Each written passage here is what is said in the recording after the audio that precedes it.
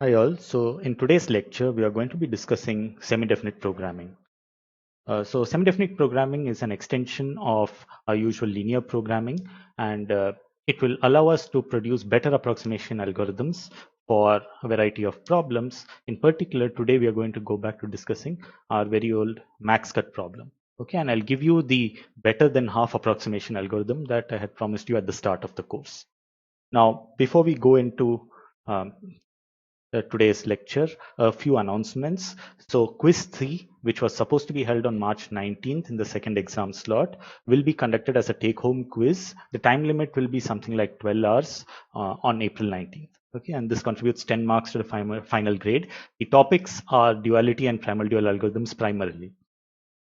The evaluation details have been updated on Piazza, so if you haven't seen it, please have a look.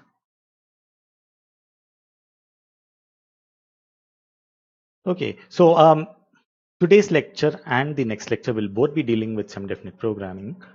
As I said, we'll have the max cut algorithm today.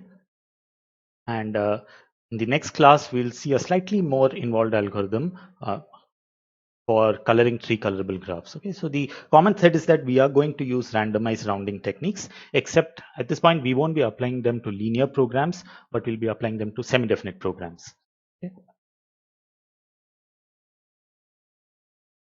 So for most of you, the max cut problem would be really familiar now. It doesn't hurt to recall the definition. The input is a graph v comma e, and you have a weight function on the edges. The output is a partition of the vertex set into two parts, S and S complement. And what you want to do is to maximize the weight of the edges that are going across the cut.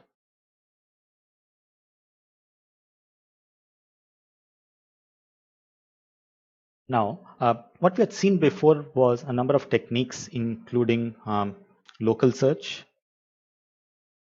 Then we had a randomized rounding,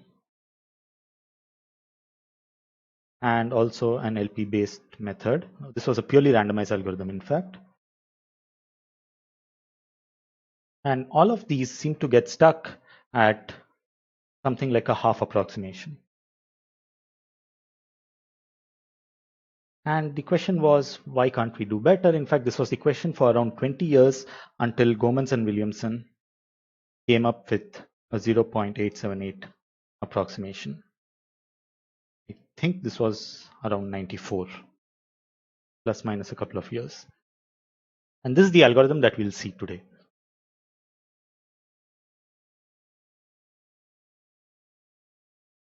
Now, before we actually go on to the formulation of the problem, it might be useful to recall what actually were LP-based rounding techniques doing in a more abstract sense. Okay, so we had this combinatorial problem, which was basically a 0-1 discrete problem. Okay, we had to maximize over vectors, or rather variables that were supposed to be just 0 or 1. So they arise from combinatorial optimization problems usually. And this was NP-hard. So what we did is relax it into a continuous space.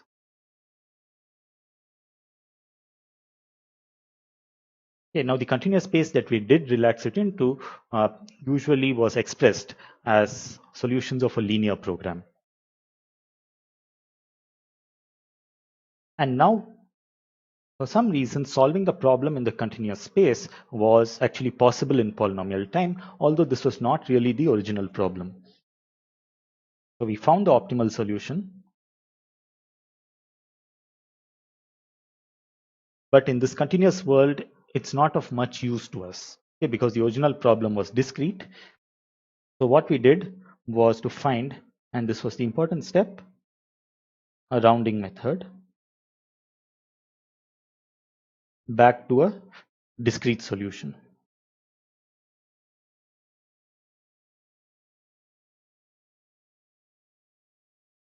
Okay, and in this context, because you did a rounding procedure from the continuous solution, we lost out in the approximation factor.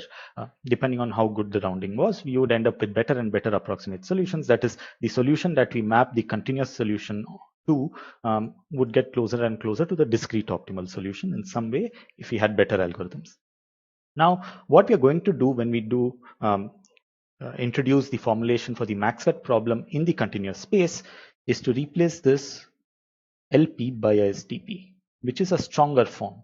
So we are going to optimize using a much more powerful optimization tool. As we'll see, it has its own drawbacks, but it is indeed a powerful framework to work with. So the starting point of formulating a problem, or let's start with max cut as a SDP, is the following. What we knew before was a linear formulation of the problem. What we want now to do is ask, why can't we do a quadratic formulation of the problem in some way?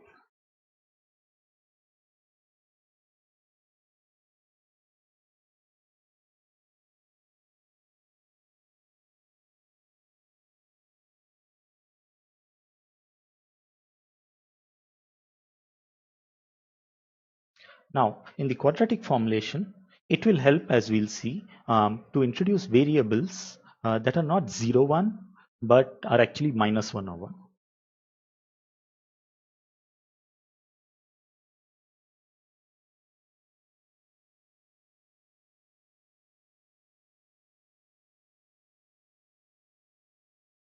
We'll call these variables Zi, and Zi will be 1 if I is in S and minus 1 if I is not in S. Okay, that is I lies in the complement of S. Now, there's nothing very special about minus 1 and 1, and if you actually observe carefully, the program that we'll write out can be reformulated in terms of 0, 1 variables. It's just that having it in terms of 1 and minus 1 variables will give us a nice picture of the problem. So given these variables, I would like to express first the objective value. So it's a max problem. So the objective value, is given by the following. I claim max of, now I'm going to sum over ij in edges. You have the weights wij. Now, usually in the max cut LP relaxation that we had seen, we had introduced edge variables, right? And we had put constraints on the edge variables in terms of the vertex variables. Now, here we don't really need to introduce edge variables because we are allowed quadratic forms. So I claim that this quantity here is exactly the number of edges cut. Now, what are the constraints that I would like to put? Now, I could say Zi is in minus 1, 1, and this would be a quadratic integer programming formulation of the problem. Except notice that the constraint Zi in minus 1, 1 can also be expressed as a quadratic constraint, which is Zi squared is equal to 1.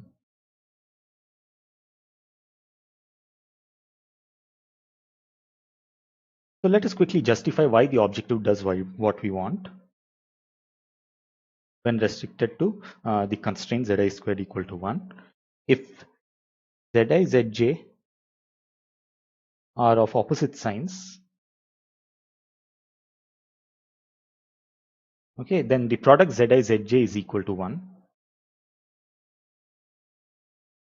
Implies this contributes 1 plus 1 divided by 2, which is 1.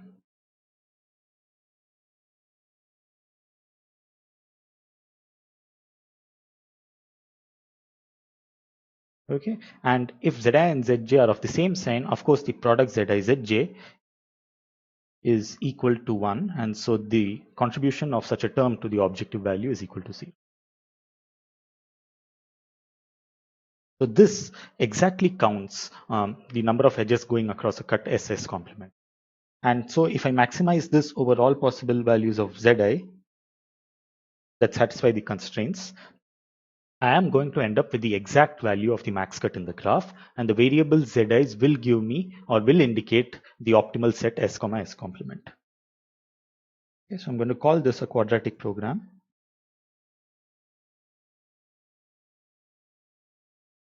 And I say that it solves max cut exactly.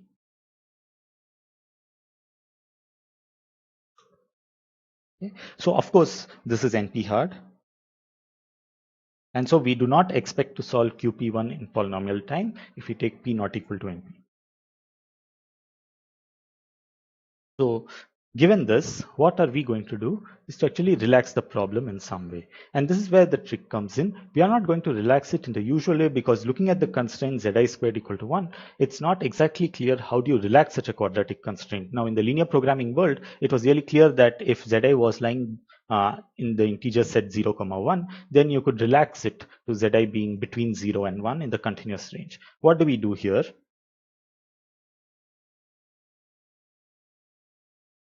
Well, we are going to relax each of the zi's to be a continuous vector. Okay.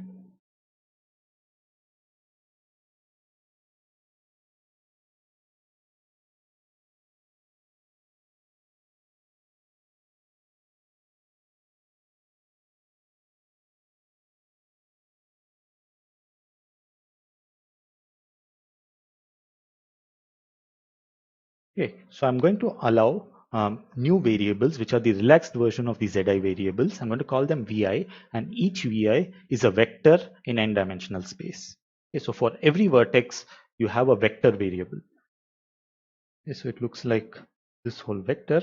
Now, the dimension over here is not really that crucial. I'll justify in a moment why I'm calling it n, which is also what I'm going to be using for the number of vertices in the graph. But typically, you could call it to be some arbitrary dimension d, where d is at most n. Okay, so we'll ignore the dimension issue for now, and I'm just going to tell you that VIs are some vectors in a d-dimensional space. Now, in terms of these vectors,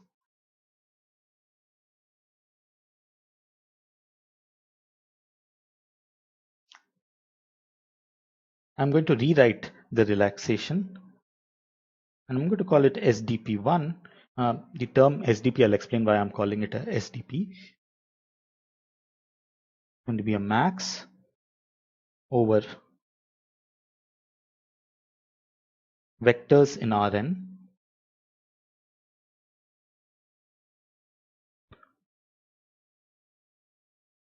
of Wij.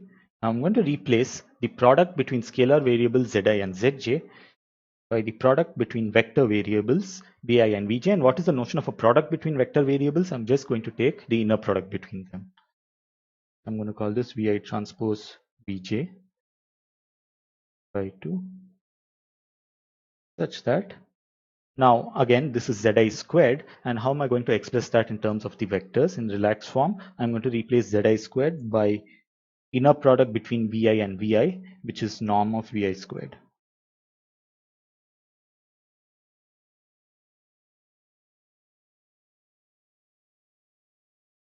So now, as I said, SDP means semi-definite program.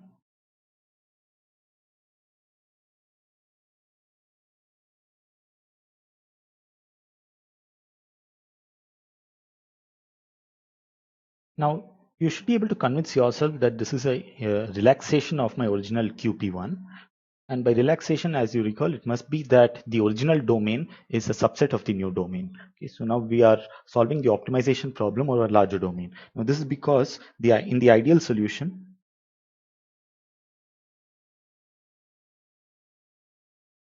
the VIs are just one-dimensional.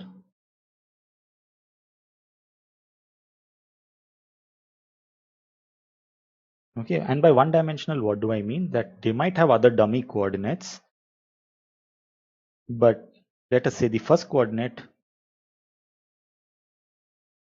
actually indicates what the actual Zi value is. Okay, so this is the ideal solution where one coordinate of Vi, and it's the same in all the Vi's, the coordinate indicates the Zi value. Okay, and you can easily see that the inner products Vi transpose Vj is equal to the Zi Zj's. Okay, the product of Zi and Zj. So here the first coordinate indicates the underlying Zi value. This is indeed a relaxation.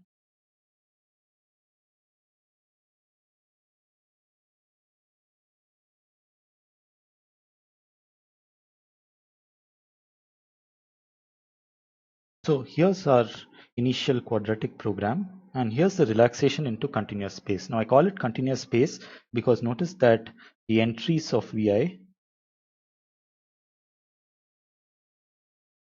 are just continuous numbers in 0 to 1. Okay, in fact, they can be anything, but because the norms are bounded up at most by 1,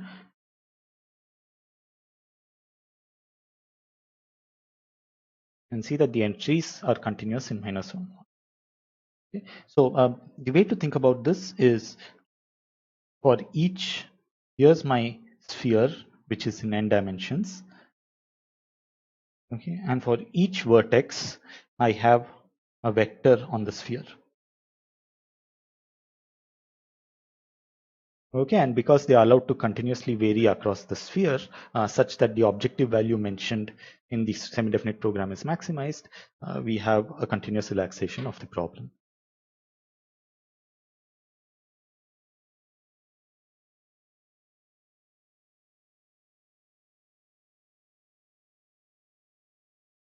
Now with this picture, you might wonder, why did we relax to such a difficult space? Okay, so it looks a lot more complicated because instead of what were scalars, you now have vectors roaming about in the space. It turns out that the problem as expressed in the SDP is actually a linear program hiding in some sense. So it's a linear program, but as we'll see, with an infinite number of constraints.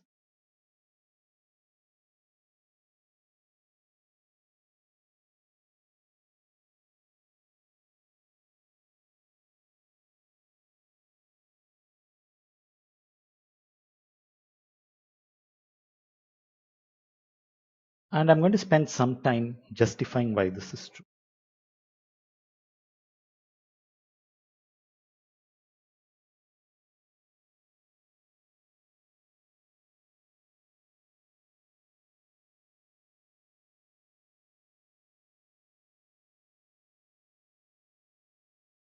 Okay, so this is what we want to prove.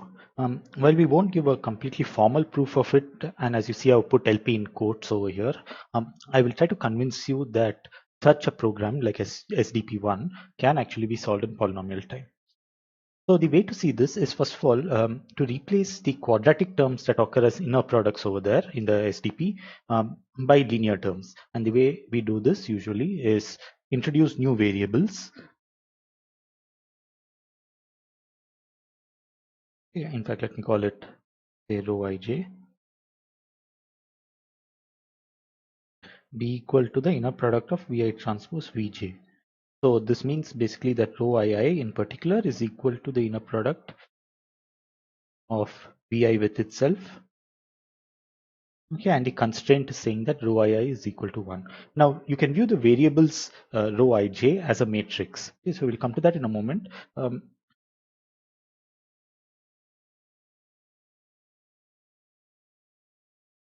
So we can rewrite SDP1 as the following problem: max over rho ij's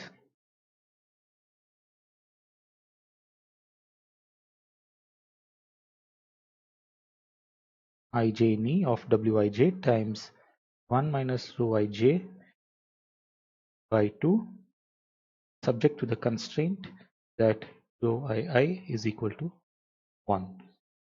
So of course, notice that we haven't yet completely formulated SDP1 in terms of a linear program, clearly because while the rho ij's corresponded in the original SDP1 to inner products between vectors, nothing over here in this new program, let me not call it SDP1, let me call it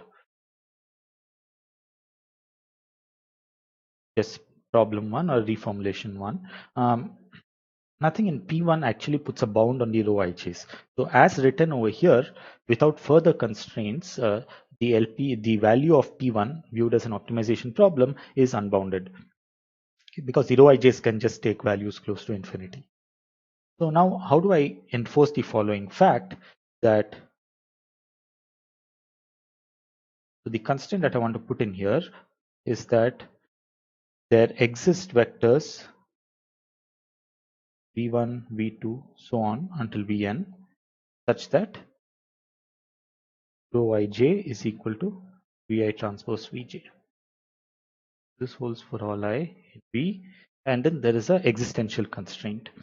So formulating this in a way that is completely solvable in polynomial time is the crux of the issue that we want to address.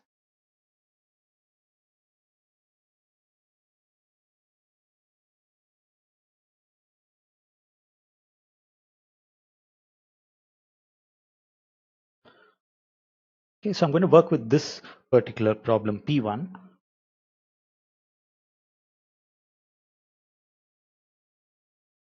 So as written over here, P1 is equivalent to SDP1. It's just written in a different language. Now, a key point in the above introduction of the variables rho ij and why it worked is basically the fact that if you look at the SDP that you had formulated, the presence of the variables or the vector variables vi was always in terms of inner products between two vectors. Okay, no vi occurred by itself and said that vi or the jth coordinate of vi is equal to something. It was always the inner product of two vectors, which is why we can reformulate it in completely in terms of just the inner product variables rho ij. And this should also tell you why we can assume without loss of generality that the dimension is n.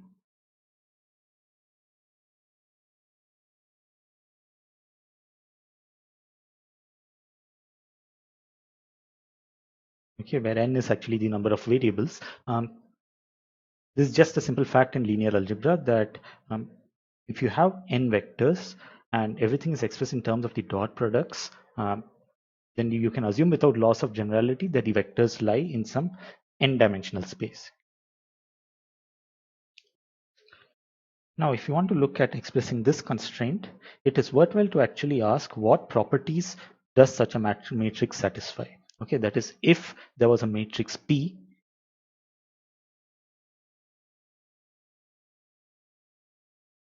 which was defined by the inner product, the ijth entry was the inner product between some two vectors ui, uj for some ui's which lie in n dimensions.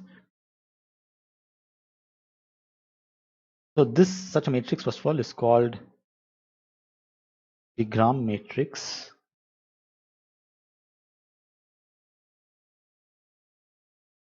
of the vectors. Okay, so what do I mean by a Gram matrix? You have these vectors u1 to un lying in some d or n dimensional space, and the ijth entry of this matrix P is populated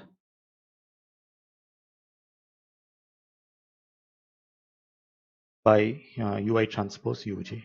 Okay. So clearly, as a first observation, we have that P is symmetric. Okay, and this is simply because ui transpose uj is equal to uj transpose ui. The inner product is symmetric. Secondly, the diagonals of P. If you look at the diagonal terms, the ith entry, this is simply ui transpose ui, which is norm ui squared.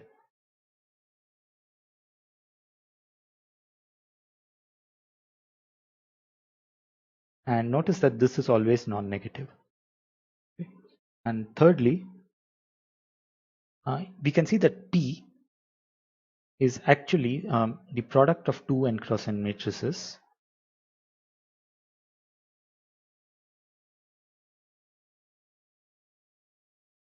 Where, how do I define these matrices? Well, V is nothing but, or rather I should call it U, because I'm using U for the vectors here, capital U's.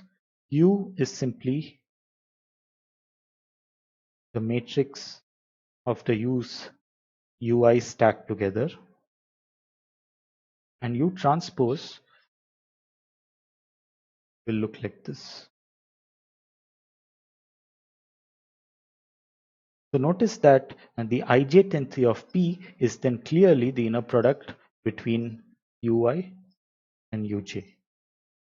Okay. Now what this means is that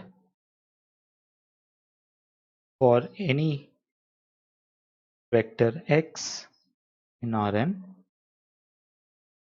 x transpose Px is greater than equal to 0. And why is this true?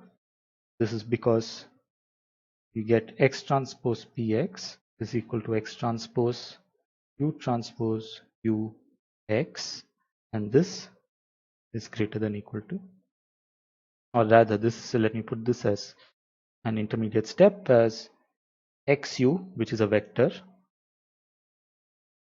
ux, which is a vector, transpose ux, which is norm ux squared, greater than equal.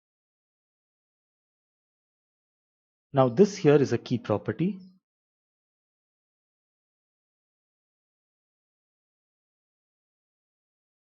Okay. And any matrix that satisfies such a property, that is x transpose Px is greater than equal to 0, is said to be positive semi-definite.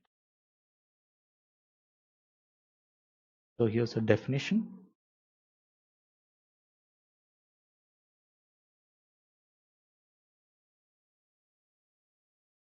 So such matrices we'll assume implicitly are symmetric.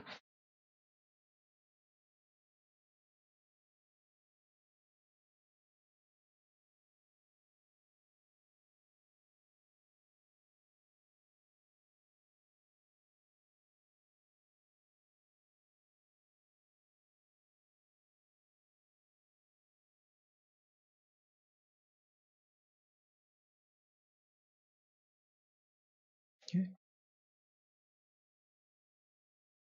So what we've just shown above in terms of this is that a gram matrix P of n vectors is always positive semi-definite. Okay, so this term, because we'll keep using it, is abbreviated as PSD.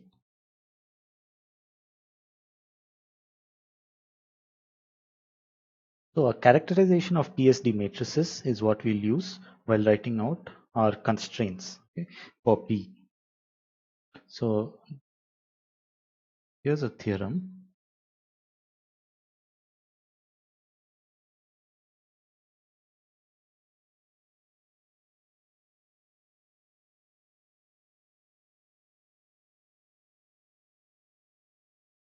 So if P is an n cross n symmetric matrix, then the following statements are equivalent.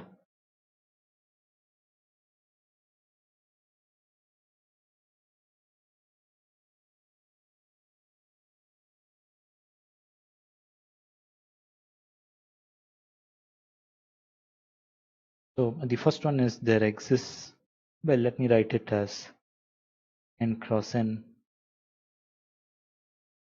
matrix U such that P is equal to U transpose U for all x in Rn. We have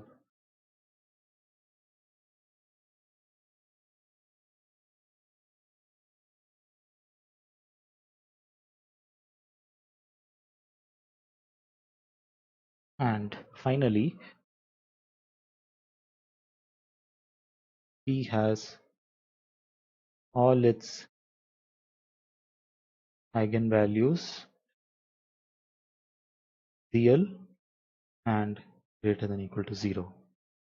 Okay, so the real part actually follows from the fact that P is just symmetric. The greater than equal to 0 part is the one of key importance. Now I'm not going to prove this. What we had seen previously in a two-line proof is that 1 does imply 2. Okay? And it turns out that 2 also implies 1 because all of them are equivalent. So let us go back to writing our constraint. Okay. So all we wanted was that since P is the gram matrix of some vectors, or rather we wanted to express that P is here that there exists vectors such that rho ij in our SDP formulation is actually the inner product between Vi transpose Vj, which is another way of saying that the matrix defined by the rows in P1 by rows, the rho ij's in P1 is actually a gram matrix of some vectors. Now that we have seen is equivalent to saying that the matrix is positive semi-definite.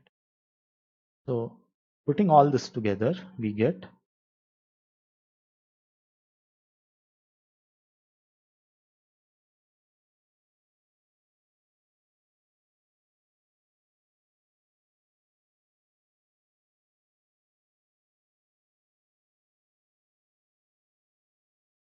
so we let R be the matrix of the rho ij's. The ijth entry is rho ij. Then what we want to say is that R is the gram matrix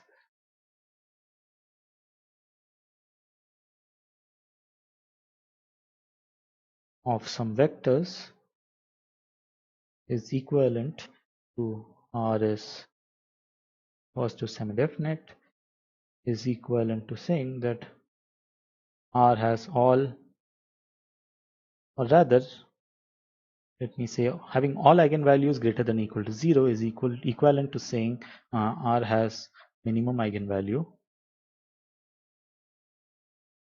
greater than or equal to 0. Okay, so this is the constraint that we want to express, and so we do it following way. We say max wij 1 minus rho ij by 2 such that rho ii is equal to 1 and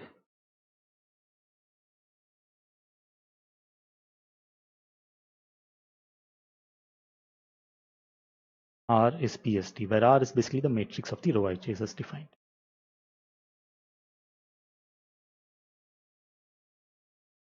So now writing R is positive semi-definite,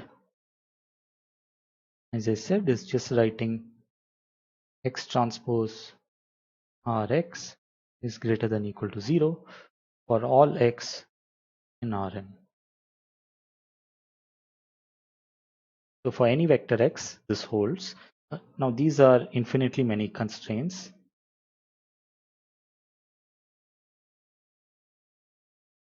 But I claim that all of these constraints are actually linear constraints.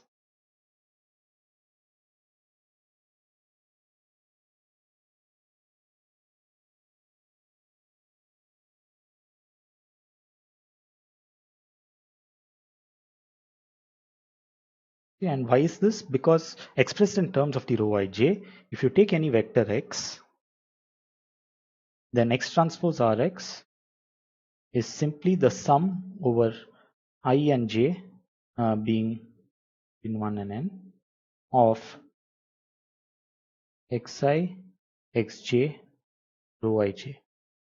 Okay, so if you just write down X transpose Rx, you will see that it turns out to be this particular form, which is linear in the rho ij's. Okay, so remember that here, as you have stated it, the variables are the rho ij's, and we have one constraint for every vector in Rn. Okay, so that's why you get infinitely many constraints. So for every fixed vector X, we want X transpose Rx to be greater than or equal to 0. So you can see now how we have expressed our original SDP formulation as actually a linear program, but with an infinitely many constraints. Okay.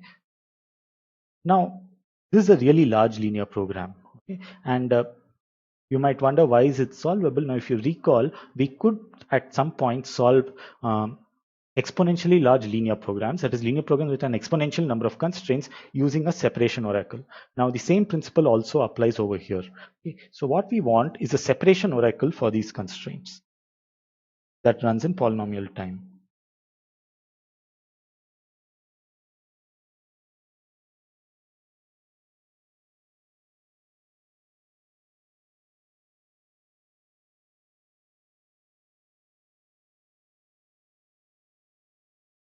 That is, given a candidate X, or rather a candidate R, I should be able to either say that it is valid, that is, it is feasible, or produce a violated constraint. So the violated constraints can either be that just the diagonals of R are not all equal to 1, which would violate the first set of constraints, or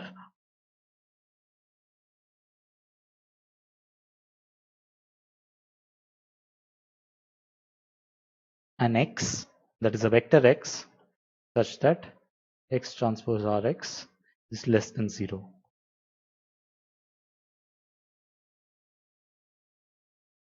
And if we can do this, then the ellipsoid method kind of should guarantee that we can find the solution to this linear program in polynomial time. And I claim that this is actually doable. And to do that, we can use this particular result.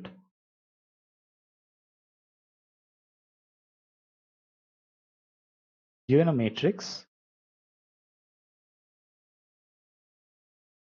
or rather let me say n cross n matrix, can find its eigenvalues in polynomial time. In particular, what this means is you can find a minimum eigenvalue in polynomial time. And so by our equivalence, the separation oracle is just the following. Given a candidate R, you find its minimum eigenvalue. Okay, in fact, you can find its eigenvalues and eigenvectors. So it finds its minimum eigenvalue and the corresponding eigenvector.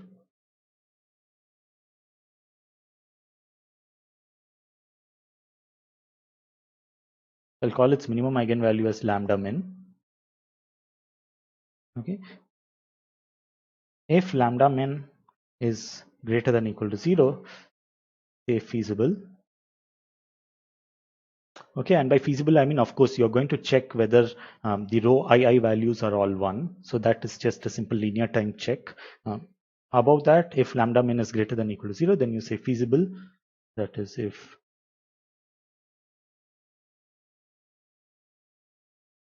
and if lambda min is less than 0,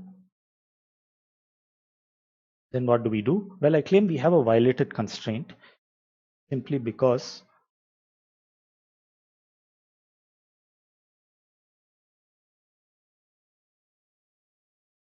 if you look at what is V transpose RV, well, we know that RV by the definition of eigenvalue is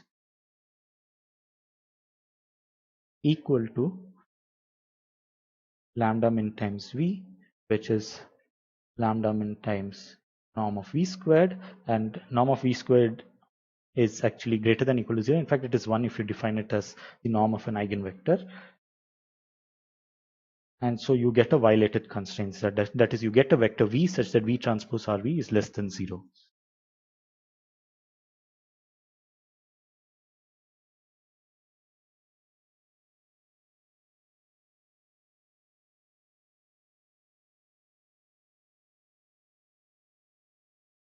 So what we have right now is that the linear program that we had written out, or rather the linear program with infinitely many constraints, which is actually a semi-definite program given by max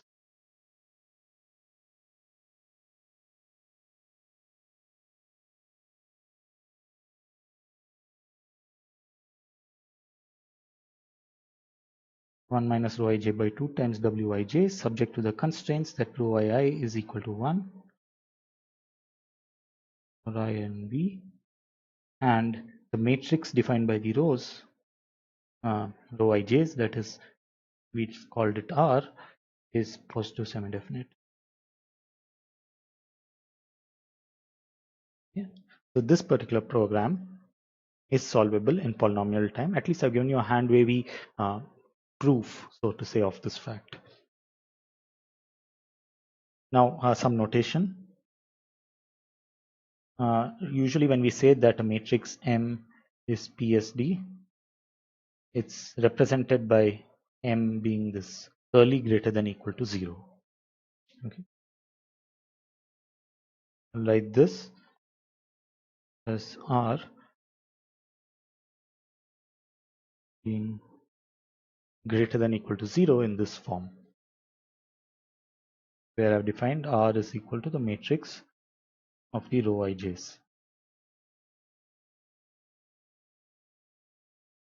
in the ij tensor.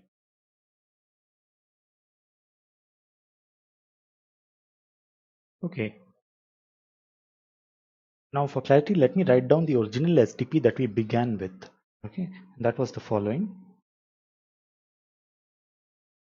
I'm calling this particular formulation, as we have argued and written out in terms of the row ij's variables, as SDP tilde, and SDP1 was just max, and we had vectors in them.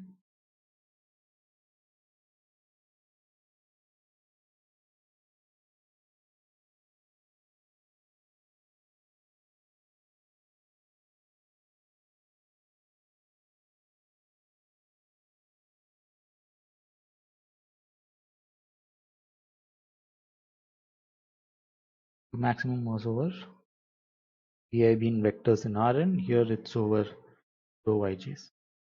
Okay, or rather you can call the variable as just the matrix R. Now, as we had seen, both of these are equivalent. That's the summary of the previous section.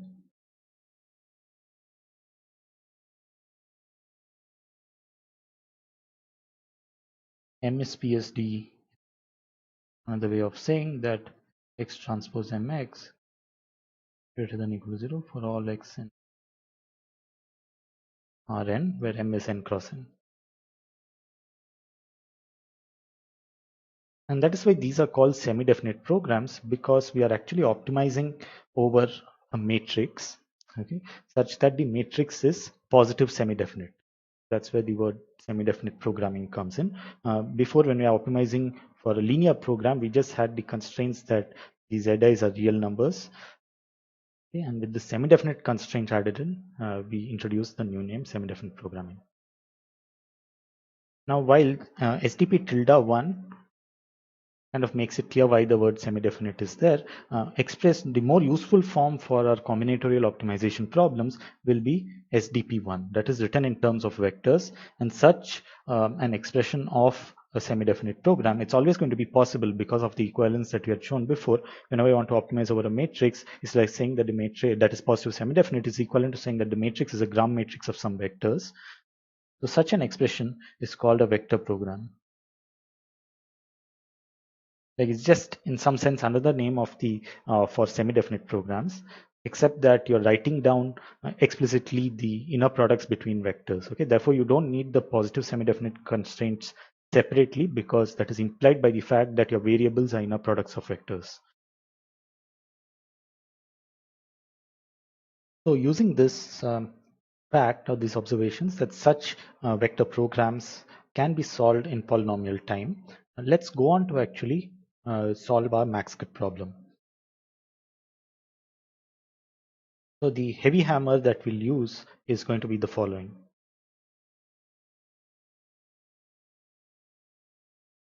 Now, I'm going to put a star on solved, and if time permits, then I'm going to come back to the issues involved in solving semi-definite programs at the end of the lecture. Now, it's not going to be as straightforward as for linear programs. We have really efficient algorithms for linear programs. The same is not true for SDPs. The solved here would always mean solved approximately. That is, you get to ZSDP minus epsilon or something for a maximization problem. You don't get to the actual optimal value, because it can be in many cases that it might not be attained at all.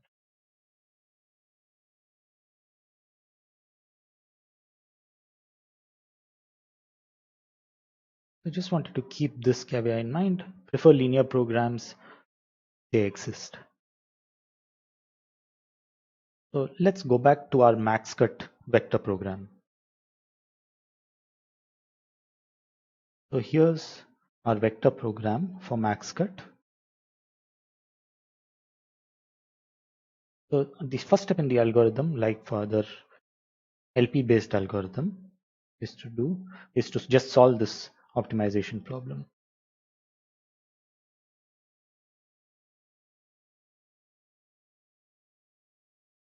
And you get the optimal solution, rather close to optimal, but I'm going to assume that it's optimal for our purposes.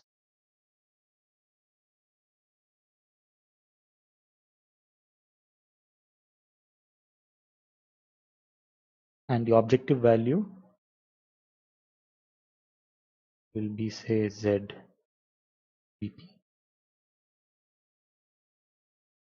So clearly, we know that because this is a relaxation, opt is less than equal to ZVP.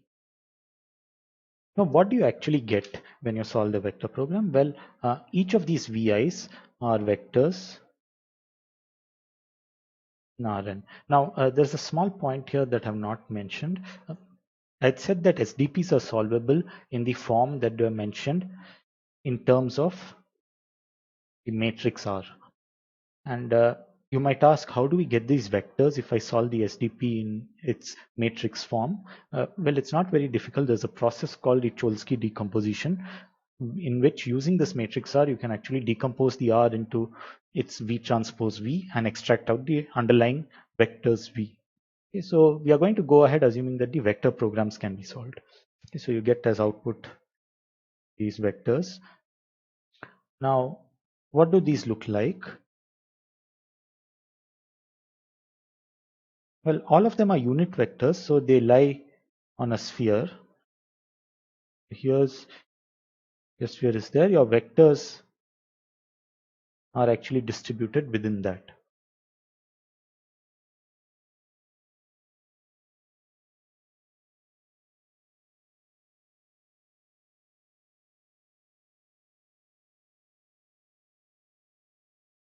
So here's your n-dimensional sphere, and then you've got vectors on the surface of that sphere.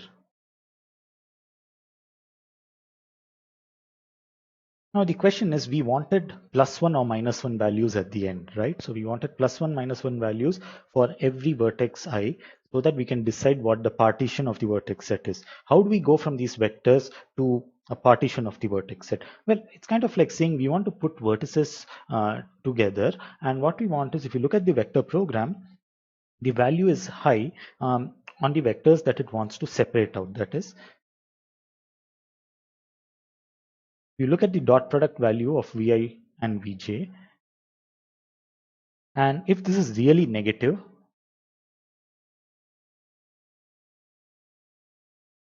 that is, notice that the minimum dot product between any Vi and Vj is when they are antipodal. So really negative would mean they are close to being oppositely aligned. That is, this particular angle is large. Then that contributes a lot to the objective function.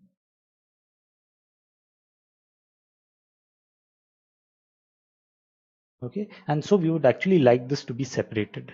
So the SDP is indicating that these be separated.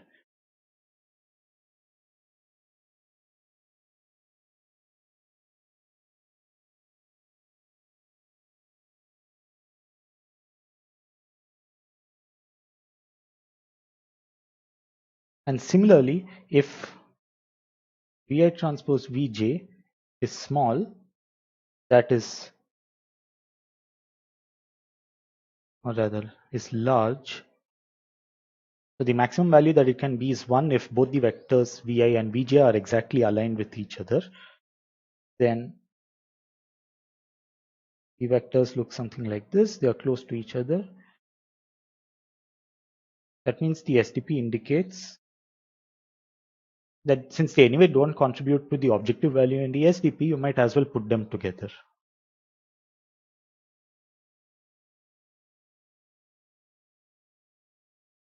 Okay, and what do I mean by separating or putting them on the same side? I mean in the final solution, in terms of the partition of the vertex set into two parts. Now, given this intuition, what is a natural way to do this? Yeah, how to separate the vertices into parts? You want far by vectors to be separated and close by vectors to stay together. Well, turns out that what one can do, or rather one would like to do intuitively, is just split the sphere into two halves, okay, using a random plane. So the plane looks something like this, passing through the origin, and the vectors that fall to one side of the plane remain in S and the other side of the plane remain in S bar. Now, how do we choose this cut? So basically we are cutting the sphere into half, okay, and whatever lies on one side, we are calling it as S. The vectors that lie on one side, they correspond to the set S. The vectors that lie on the other side correspond to the complement of S. How does one do this operationally? Well, a hyperplane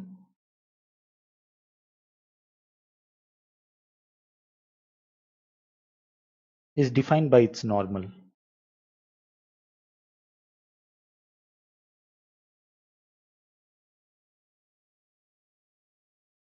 Okay, so what do I mean over here? For this particular hyperplane, a normal vector might look like this. Okay. So our algorithm was supposed to be the following.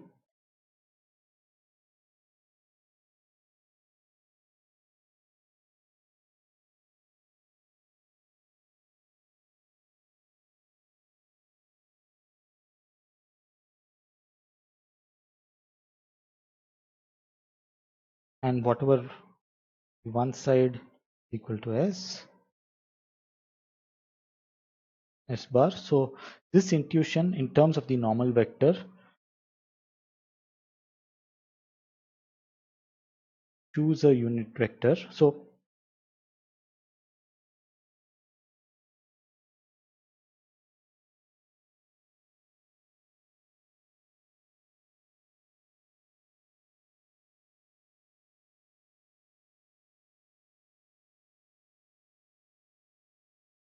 and if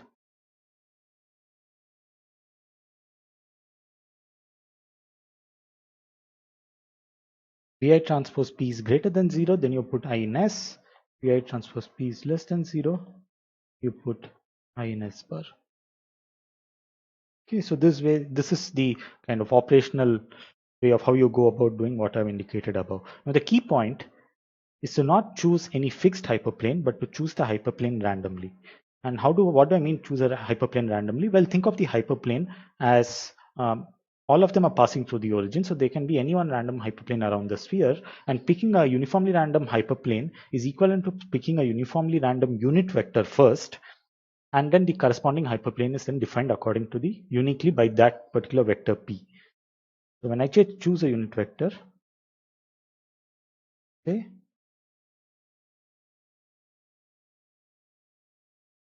uniformly at random from the sphere,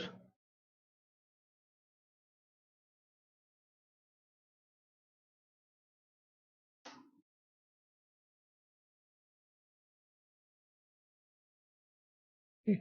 So this is the entire algorithm.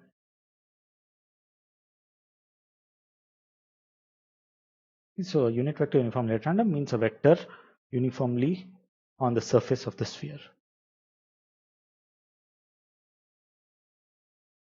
So intuitively, it should be kind of clear as to why this satisfies or looks towards satisfying what the SDP value indicates. If two vectors are actually aligned far apart, then that would mean that there are more vectors that would actually separate them, or more hyperplanes passing through the origin that would separate them.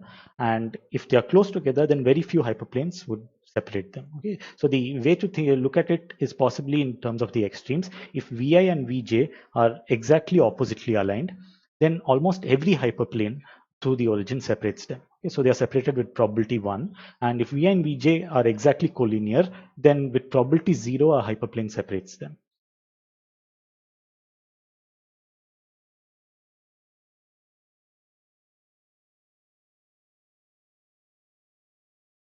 So our algorithm is basically just these two lines after solving the SDP. So let us try to go ahead and try to analyze the algorithm. . So notice that a key point in the analysis is like before, we'll use linearity of expectation and all. So always, like in previous cases, it was always key to analyze the probability that a single edge is cut by the algorithm. Okay? And then by linearity of expectation, we could just add it up. So what I want to know, keeping that in mind, is the following.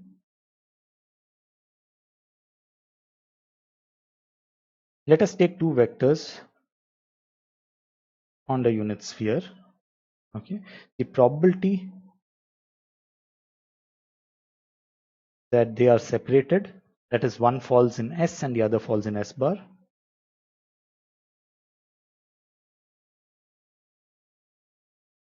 So P is the uniformly random normal to the hyperplane chosen, is I claim equal to cos inverse Vi transpose Vj by pi. Okay, so if you choose a random hyperplane or rather normal vector and look at the dot products in Vi and J, they are separated with this probability.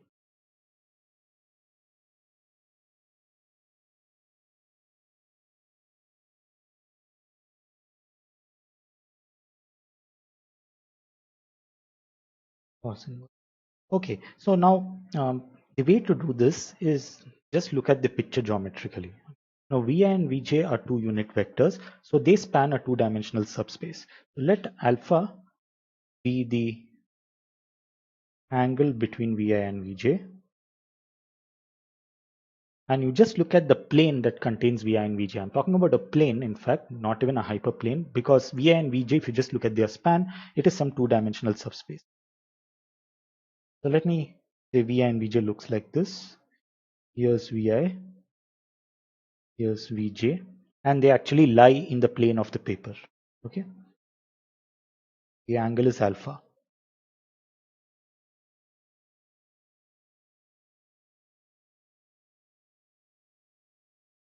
And it turns out the problem actually reduces to a two-dimensional problem from the initial n-dimensional problem. There's a sphere going around. Okay, so both of them are unit vectors.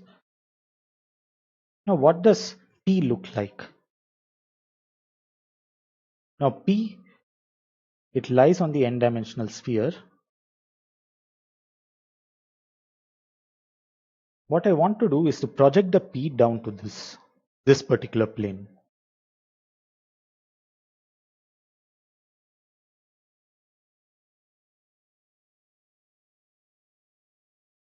Of Vi and Vj. So that will look like some small vector. So in n-dimensional, it would have been somewhere here. Now, when you project it, you get some P prime.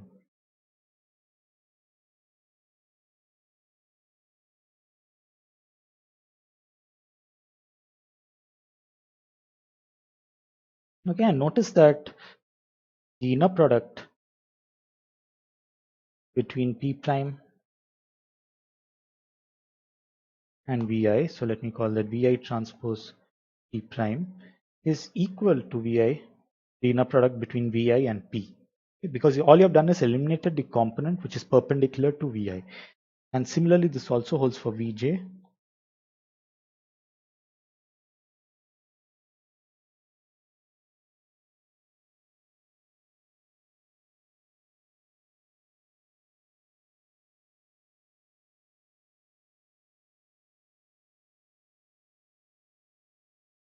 Okay.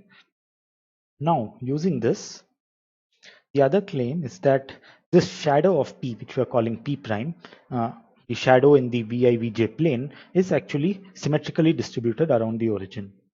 And this is the key observation.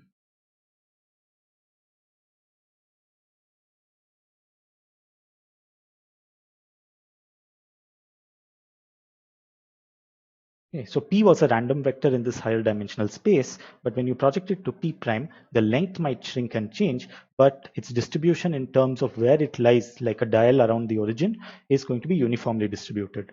Okay, so the easiest way to convince yourself of this is to look at maybe the three-dimensional sphere, okay, a unit vector on the three-dimensional sphere, and projecting it down into the two-dimensional space, okay, which might be a plane passing through the origin. Now that is going to be uniformly distributed simply because every direction looks the same to this vector. No particular direction is special. Now using this immediately what we can see, well, the probability that P prime separates Vi and Vj is that the inner product with P prime of P prime with Vi is say positive and that with Vj is negative. What does that correspond to? Well, with Vi, the inner product is positive until here, right? So this being up to 90 degrees, it's positive. And with Vj similarly, it's positive in this space. So let me draw the figure again below to make things clearer.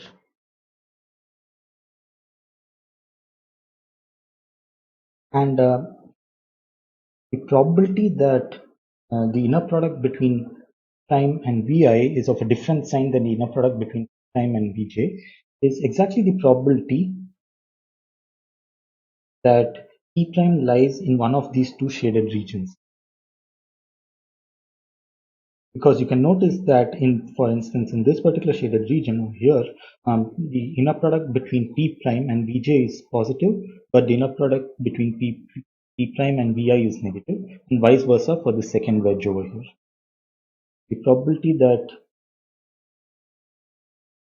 sine of P prime transpose Vi not equal to sine J, basically the probability that P prime lies in shaded region, and this is 2 alpha out of a total angle of 2 pi, alpha over pi, and alpha is nothing but cos inverse J transpose, because inner product between Vi and Vj cos alpha, both being unit vectors. So this kind of proves the lemma that we wanted to, because the probability that Ij are separated is actually cos inverse pi. Now, how do we use this fact? Well, we just use it along with linearity of expectation. So the expected number of edges cut, the expected weight edges cut is by linearity of expectations, Ij is weight of the edge times probability that Ij cut, which the probability that Ij is cut is the probability that I and J are separated, which we have calculated already. And so we get Wij times cos inverse J transpose J by pi. This is our expected performance of the algorithm. Now we want to compare it to the optimal value, and particularly we want to compare it to the SDP optimal value. Now what was the SDP optimal value? What was the SDP objective value on this? I called it ZBP, is summation Ij P Wij 1 minus Ai transpose J by 2. Right? So this was the objective value of the S. How do we compare these two quantities? Well, for that we'll use some simple calculus.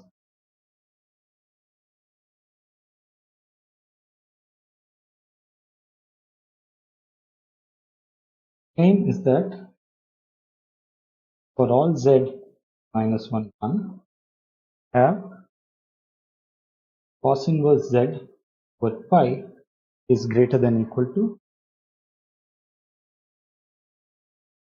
pi z over.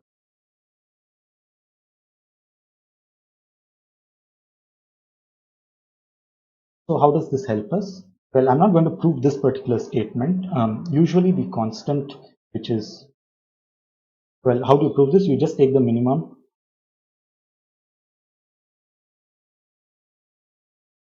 of this value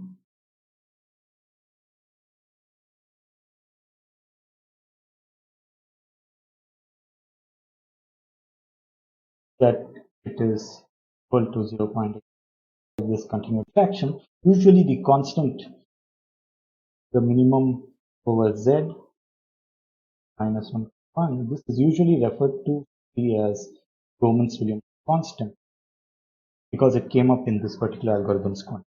Now, how do we use this fact? How do we use the calculus lemma?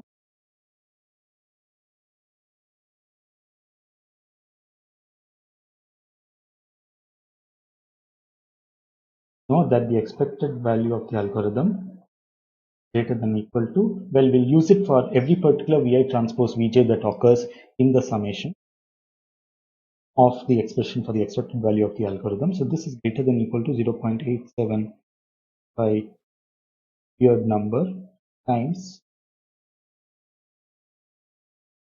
Wij, and we'll replace the cos inverse Vi transpose Vj by pi by 1 minus by 2. This is exactly vector program value.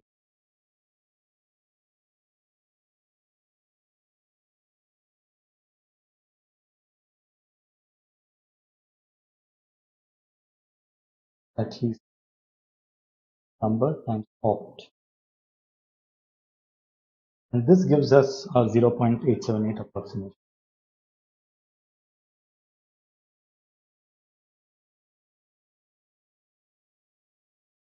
So while this result is quite cool, once you understand it, there are a lot of new concepts involved in the build-up to it, but once you really understand it, the proof and the algorithm is just about a page. And more. So, of course, people, when this algorithm came out, thought that it can be improved, that we can get close to a one-factor approximation, 1 minus epsilon, or some natural number like 9 over 10 or something. However, it turns out that that is surprisingly not, it would be unlikely to be possible, mainly because assuming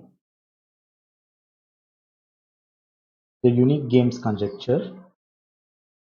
So this is, as I said a long time before, this is a stronger version of E not equal to.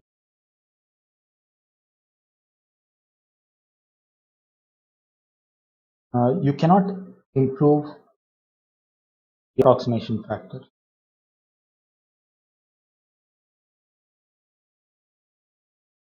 That is, you cannot get a polynomial time algorithm with a better approximation factor. So of course, the validity of the UGC itself is highly debated, and unlike P not equal to N, P, there are arguments on both sides of the case as to whether it's true or not, and that is one of the major open problems currently in. We'll talk a little more about hardness of approximation the last two lectures of the course, where we'll see, among other things, what the unique gains conjecture actually is. But until then, this was the result of Gomans and Williamson, which was actually the starting point of a large number of new algorithms using SDPs. For instance, the MathSat algorithm was proven in the paper of Gomans-Williamson itself that you can get something like 0.759 factor approximation, which is slightly better than the 0.75 factor we have seen for it already. So, and starting from there, various other problems, you can get very good or good approximation factors using semi-definite program. Now, there are a couple of things that I have not mentioned in this lecture, and although I will not go into the details of it, I want you to be aware of it. So maybe I will add in a set of notes to this part, just a paragraph or so, detailing these a little. The first of these is the following, that, okay, so here's maybe a tiny point. How do you choose a uniformly random vector on the unit?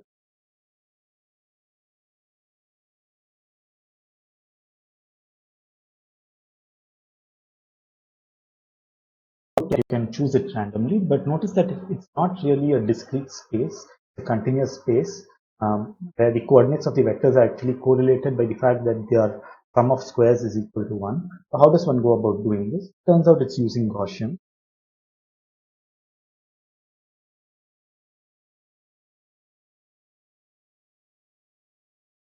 Secondly, a lot of points remain to be stated about the solvability of SDP,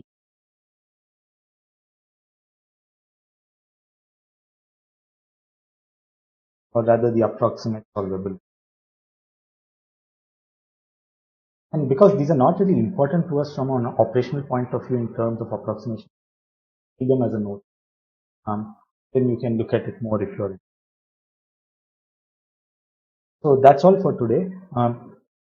In the next lecture, we are going to look at a much more interesting algorithm, even more so than Bowman-Williamson, because it uses SDP in a more non-trivial way to get a coloring of three colorable graphs. The problem there is you're already given a graph that is three colorable, and you want to find a good coloring of it. How do you go about doing this? So we'll see that in the next lecture. That's all for now.